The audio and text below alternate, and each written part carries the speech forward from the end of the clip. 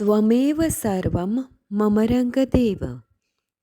દત્ત ભાગવતનું બિરુદ પામેલ શ્રી રંગ અવધૂત શ્રી વિરચિત શ્રી ગુરુલીલામૃત ગ્રંથ આવાગમનના ફેરામાંથી મુક્ત કરાવે છે.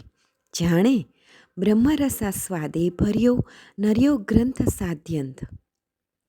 આ વરદ અને ઔપાસનિક ગ્રંથને રંગબાળ શ્રી જગદીશાનંદજીએ સરળ અને સંક્ષિપ્ત ગદ્ય લેખન રૂપે વર્ષના દરેક દિવસ માટે એક પેજ તેમ 364 પેજમાં આ શ્રીરંગ બ્રહ્મરસાસ્વાદનું સર્વને રસપાન કરાવ્યું છે. તે ક્રમમાં દરરોજ શ્રવણ કરીએ. દત્તબાવનીના ગાન પછી આ એક પેજનું પઠન કરવું શ્રેયસ્કર છે. સપ્તાહ 8 શુક્રવાર.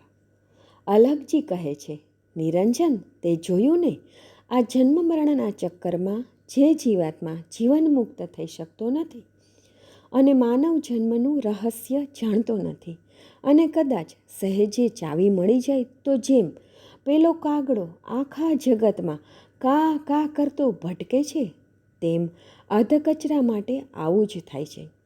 તું વિચાર તો કર, આવા મોટા મોટા રાજવૈભવી રાજાઓનો આવો રાજયોગ છોડીને પણ અંતે મહાસુખ પ્રાપ્તિ માટે કેવો ત્યાગ. ત્યાગની સાચી ભાવના સમજાયા બાદ કેવો વૈરાગ્ય અને નિર્વાણ પદ પામવાની મહેચ્છાને એ કોણ પામી શકે? માટે 84 લાખ યોનિમાં માનવ જન્મને શ્રેષ્ઠ કહ્યો છે. પણ એ શ્રેષ્ઠતા જન્મ મરણ કર્મના પોટલાને બાળી નાખનાર સાચા સદ્ગુરુ મળે તો જ આવી અનુભૂતિ થાય. સંતો તો કૃપાનો છાંયણો છે, તેનામાં ક્યારેય વધઘટ થતી નથી. એ તો જેમ કોઈ ઘટાદાર વૃક્ષ નીચે કોઈ જુગારી બેસે, કોઈ વ્યસની બેસે, કોઈ વેશ્યા બેસે કે કોઈ જ્ઞાની યોગી રોગી ભોગી કોઈ પણ બેસે, તેને તે છાંયો અને શાંતિ આપે છે, તેમ આ સત્સંગ કૃપાનો છાંયણો આ ભવના તાપને શાંત કરે છે. આવા સંતો વંદન માત્રથી પ્રસન્ન થાય છે. માટે જ સંત સમાગમ ક્યારેય નિષ્ફળ જતો નથી જ. તને વારંવાર એ જ વાત ઉલટાવીને ફરી ફરી એ જ આવે છે કે સ્મરણ કથન ધ્યાનનો જ્યારે ત્રિવેણી યોગ સધાતા પાપ તાપ અને સંસારનો ભવરોગ સહુ ભાગી જાય છે.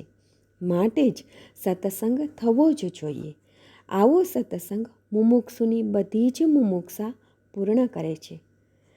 નિરંજન કહે છે કે અલગજી, એવો કેવો મુમુક્ષુ હોય કે તેની ઈચ્છિત બધી જ અપેક્ષા પૂર્ણ થાય? અલગજી કહે છે કે હે વત્સ, સાંભળ. સોમવંશમાં પુરરવાસુત આયુ નામનો એક અતિદાની ધાર્મિક ભૂમંડળનો ચક્રવર્તી રાજા હતો. તે રાજા પ્રજાવત્સલ હતો.